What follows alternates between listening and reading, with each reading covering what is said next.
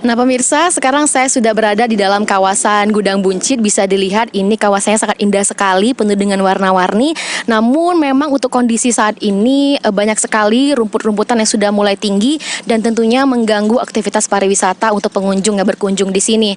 Dan kami juga mendapatkan keterangan dari masyarakat setempat bahwasanya Gudang Buncit ini dulunya merupakan gudang yang terbengkalai. Lalu mulai diurus oleh Dinas Pariwisata Kota Palembang tahun 2018 hingga saat ini. Namun memang saat ini kondisinya agak seperti ini ataupun rumput mulai tinggi. Dan selain itu juga di tempat Gudang Buncit ini biasa dipakai untuk sekolah alam untuk anak-anak PAUD sampai dengan TK. Dan ini biasanya sekolah alam ini dilaksanakan oleh relawan-relawan dari berbagai pemuda di Kota Palembang. Namun pada saat ini memang kondisinya sangat sepi.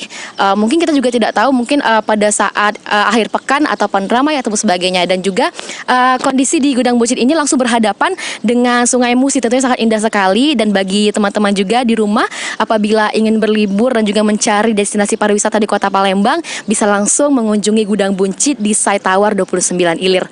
Oke, Fatimah Azahra, Mardiansyah melaporkan.